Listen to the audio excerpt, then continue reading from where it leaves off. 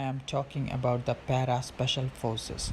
Para Special Forces, also known as Para SF, is a special operations unit of Indian Army. It is attached to the Parachute Regiment. The unit specializes in various roles including hostage rescue, counter-terrorism, foreign internal defense, counter-insurgency, etc. This force is also known as Para Commandos. I'm talking here about the history of the Para Commandos. The parachute units of the Indian Army among the oldest airborne units in the world. The 50th Indian Parachute Brigade was formed on 27th October 1941, comprising the British 151 Parachute Battalion, the British Indian Army 152nd Indian Parachute Battalion and 153rd Parachute Battalion. The Parachute Regiment was formed from these and several other units in 1952. In 1944, the 50th was allocated in the newly founded 44th Airborne Division. In the post-independence strutting India retained only one parachute brigade, the 50th brigade. This brigade consisted of three distinguished battalions, personally nominated by then Commander-in-Chief, namely 1 Para Punjab, 2nd Para Maratha, and 3rd Para Commando. During the Jammu and Kashmir operations of 1947 and 48, these battalions distinguished themselves with the glory in the Battle of Shilatang. On 50th April 1952, the three battalions serving with the Parachute Brigade were removed from their respective infantry regiments to form the Parachute Regiment. Since then, the Parachute Regiment was grown to comprise 10 battalions, including Parachute Special Forces battalions in 1986. 8 Para became 12th Battalion Mechanized Infantry Regiment, while 21st Maratha L1 converted to Para Special Forces. During their short but inevitable existence so far, the regiment's battalions have had extensive operational experience and singular achievements to peak of their level of professionalism. During the Indo-Pakistani War of 1965, an ad hoc commando unit named Mega Third Force, consisting of volunteers from various infantry units, was recognized by the Major Maxim of the Brigade of the Guards. The unit performed exceptionally well during the war, destroying many strategic prides and killing many Pakistani soldiers, and thus the government authorized the formal raising of the commando unit.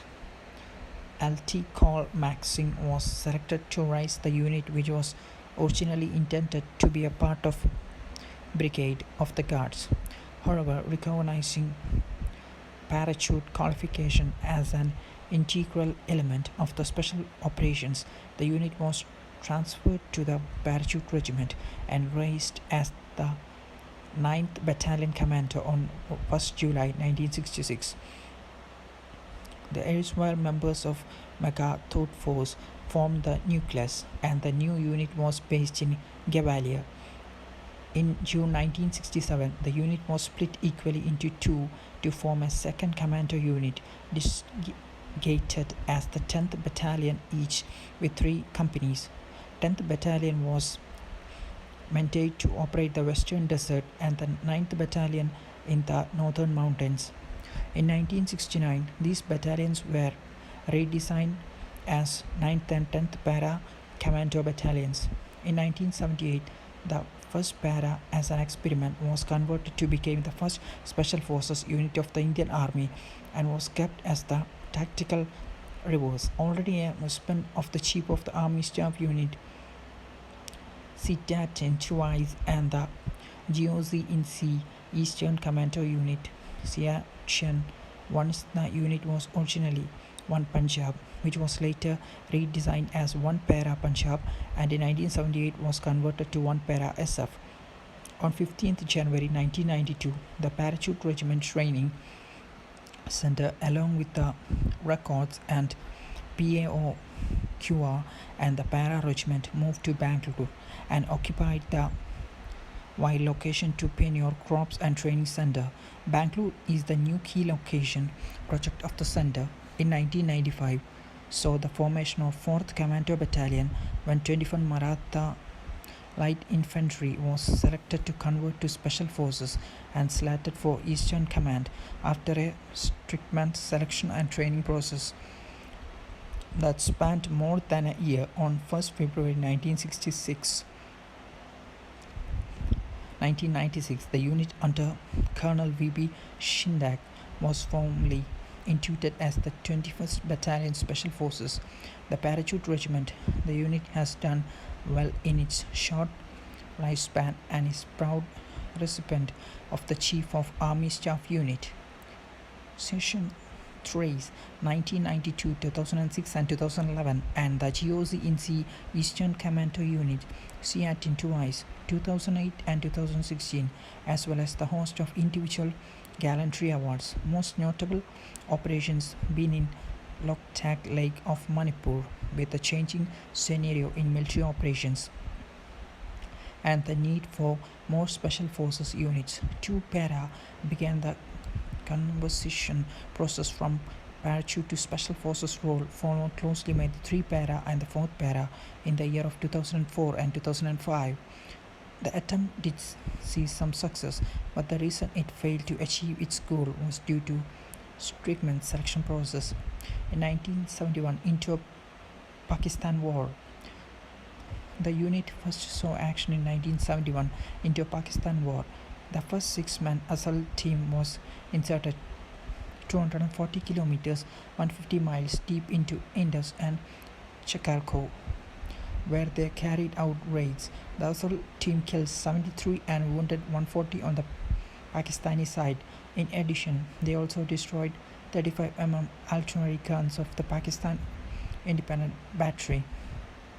They also destroyed an airfield in Bangladesh. 2 Para Airborne, which was a part of 50 Independent Parachute Brigade, carried out India's first airborne assault operation to capture Pungali Bridge in Mymensingh district near Dhaka. Subsequently, they were the first unit to enter Dhaka. For this action, 2 Para were given the battle honor of Pungali Bridge and the theatre honor Dhaka. In the western sector, the unit was also involved in Battle of Champ. Operation Mandol. Operation Mandol was a raid carried out by the soldiers from the 9th Para SF to seek and destroy Pakistani artillery located in Hosli territory near a village called Mandolin. During the operation, aided by an artillery officer, Captain T. Tiaki from 195 Mountain Division, 6 artillery guns were destroyed by a raiding team composed of 6 officers and around 120 soldiers led by Major C.M. Malhotra. The Special Forces raiders began their operation at 5:50 p.m. on 30 December 1971. They started off from Poonch and crossed the Poonch River. After they reached the Mantoli village, they started searching for the artillery guns and eventually located them. The raiders divided themselves into 6 teams. Each one of the 6 teams was tasked to destroy one of the 6 guns. Subsequently, as intense gunfight took place between Indian raiders and Pakistani army soldiers. The gunfight resulted in 2 Indian casualties and many Pakistani casualties, with some Pakistani soldiers escaping from the battle. Finally, the raiders destroyed all the artillery using explosives and returned to their base at 6:30 a.m. on 14 December 1971. This operation caused the Pakistan military to tweak its military doctrine by assigning additional soldiers for defending artillery guns. Pakistan army officials who came to India as a delegation after the war had ended acknowledged the raid. Operation Commando is now a part of syllabus at the Indian Military Academy. Chakro raid. A series of raids were conducted by soldiers from the 10th Para, also known as the Desert Scorpions, at Chakro, Iraq. During 1971 Indo-Pakistani War, the main objective of these raids were to hit Pakistan military installations located 80 km inside hostile territory, disrupting supply lines, creating confusion, and undertake important inroads into hostile territory. Two teams, Contomated Alpha and Charlie, trained for a duration of 5 months in skills such as desert warfare. During the raids, the Indian commandos inserted themselves 80 kilometers deep into Pakistani territory and traversed a distance of over 500 kilometers, attacking Pakistan military installations and positions. They completed the raids with 0 Indian casualties. The raid began on 5th December 1971 when commandos from the 10th Para and 70 kilometers inside hostile territory. The soldiers went into a defensive posture as they encountered heavy firing from Pakistan posts. The Indian raiders sent one of their vehicles rushing towards Pakistani positions, firing 2 LMG to distract gunfire. This tactic was successful because of the cover provided by nighttime. Subsequently, the other raiders to open the fire and overpowered the Pakistani post. Soon, a Pathfinder team was assigned the task of charting a route for Alpha team to attack the wing headquarters of Pakistan Rangers in Chicago. The Pathfinders used to cover off darkness to chart a suitable route and green-lighted raid before the dawn of 7th December with a few hours. The team killed 17 Pakistani soldiers, took 12 prisoners and captured Chakro. After this raid, the Charlie team out of the battlefield. Chakro was subsequently handed over the Indian infantrymen and Alpha team proceeded further.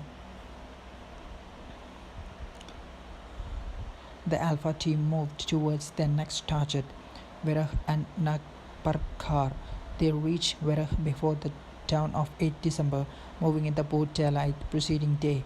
The first contact made by the raiders with the Pakistani soldiers was at 1:30 am. Hand-to-hand combat between the Indian raiders and Pakistani ensued, followed by the gunfights. Soon Veragh was captured by the Indian raiders.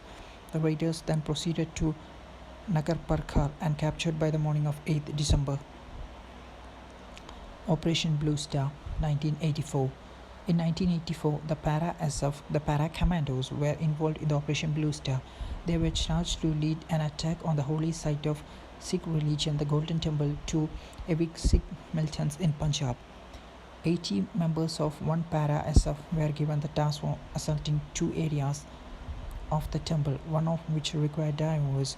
However, there were a number of setbacks as the result of inaccurate intelligence on the strength of militants who were trained by Jan Singh, EX-1 Para himself, operating in the low light, the conventional manner of raid, and the lack of incentive, all of which resulted in a mission failure. The driver mission was aborted after the first team got borne down. The commandos, accompanied by Raghunath, achieved their aims after a gunfight with militants that lasted hours. Sri Lanka, 1987. The late 1980s saw the Para-SF in action to Sri Lanka as a part of Operation Pavan. However, the lack of proper planning by the Indian Peacekeeping Force (IPF) and the insufficient intelligence on the Liberation Tigers of Tamil Elams (LTTE) whereabouts caused the internal heli-borne assault of Jaffna University on 1987 11th October to be a target failure.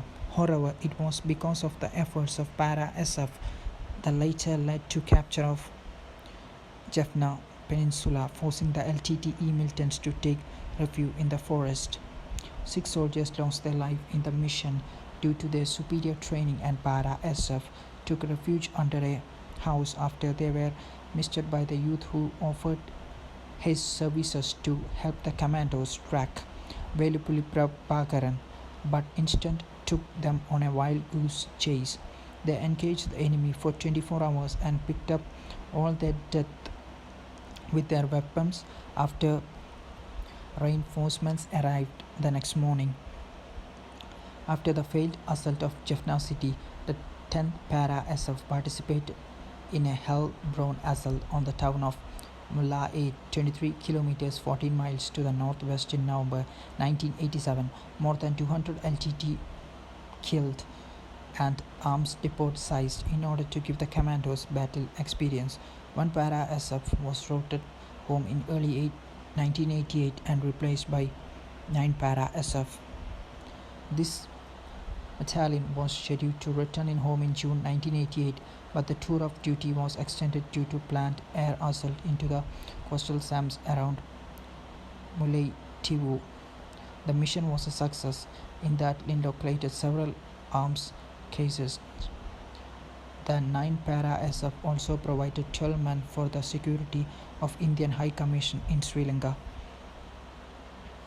Operation Castus 1988 Maldives. With the capture of Maldives, an island nation off the southwestern coast of India, on 3rd November 1988 by the People's Liberation Organization of Tamil Elam (PLOTE) plot, the army turned into 50 independent parachute brigades to carry out the airborne air transport operation to liberate the country and return power to the legal government. This operation had 6 para spear hitting. The mission of 6 para flew in 4 November 1988 in the fleet on IL-76 AN-32 and AN-12 transport aircraft. One team rescued the president, another took over the airfield, and the third rescued Maldivian security personnel in the National Security Service HQ. Later, 7 para and part of 17th Para Field Regiment were also deployed to the Maldives, then tried to escape a Ceylon with the hostages. They were intercepted by the Indian Navy. The 6th Para and the 17th Para Field Regiment conducted the first ever international intervention by the Indian Army without any loss of life. 1999 Kargil War. In 1999, 9 out of the 10 parachute battalions were deployed for Operation Vijay in Kargil, which bears testimony to the operational profile of the regiment. While the parachute brigade cleared the Muskok Valley intrusions, and 5 Para was actively involved in the forgotten sector of Metallic and was awarded the Chief of Army Staff COAS unit. Operation Kukri 2000 Sierra Leone. Operation Kukri was a rescue mission conducted by 2 Para SF in Sierra Leone in June 2000. About 90 operators commanded by Major now LT Colonel Harinder were airlifted from New Delhi to spearhead the mission to rescue 223 men of the 5x8 Gurkha rifles who were surrounded and held captive by Revolutionary Unit Front RUF rebels for over 75 days. Just 90 Para SF forced 5,000 members of the Revolutionary United Front RUF divided into 5 battalions to surrender. This ultimately led to the liberation of Freetown.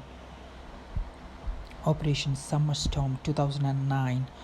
On 9th April 2009, the 57 Mountain Division of Indian Army based in Manipur, Para Commandos along with paramilitary Assam Rifles and State Police launched a counter-insurgency operation codenamed Operation Summer Storm with the Lokatik Lake region and Lokatik Lake in Bishanpur district located south of the state capital of Imphal. The first major mobilization of troops in 2009 entered on 21st April as the troops began pulling out an army described the operation as a success, disclosing the 129 militants, all belonging to the People's Revolutionary Party of Kangli-Pak (PREPAK), were killed. The forces also claimed to have located and destroyed 5 militant camps during the operation and more than 117 weapons, including 69 AK series rifles, 48 rocket launchers, and unspecified quantity of explosives were destroyed.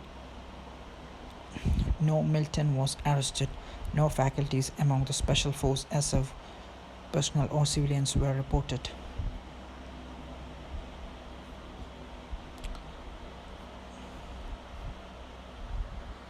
Counter-insurgency operation in Myanmar 2015.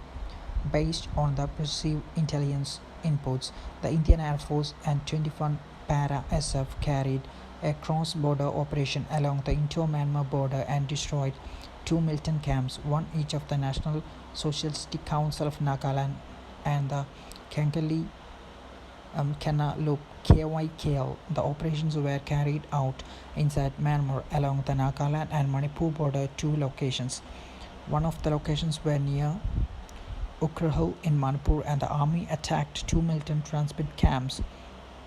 70 commandos were reportedly involved in the operation. The commandos, equipped with assault rifles, rocket launchers and grenadiers, and night vision goggles, were divided into 2 groups after they fast roped from DHRUV helicopters just inside the Indian territory near the border with Myanmar. The team trekked through the thick jungles for at least 15 kilometers, 9.3 miles, before they reached training camps. Each of the team was further divided into 2 subgroups. While one was responsible for the direct assault, the second formed an outer ring to prevent any of the insurgents from running and escaping. The actual operation, hitting the camp and destroying it, took about 40 minutes. Indian Air Force Mi-17 helicopters were put on standby, ready to be pressed into the service to evacuate the commandos in case anything went wrong. Its statement after the operation, and the Indian Army said it was in communication with Myanmar and that there is a history of close cooperation between our 2 militaries. We look forward to working with them to combat such terrorism. Cross-lock surgical strikes 2016. On 29th September 2016, India attacked the strike target areas across the line of control (LOC), where militants congregate for their final briefings before sneaking across it into India.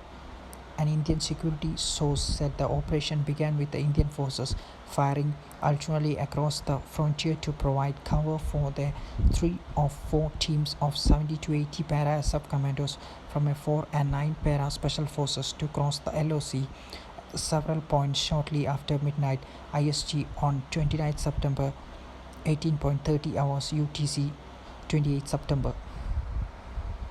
Teams from 4th para-SF crossed the LOC in Naukam sector of Kumbhara district, with the teams from 9 para-SF crossing the LOC in Poonch district by 2 am IST.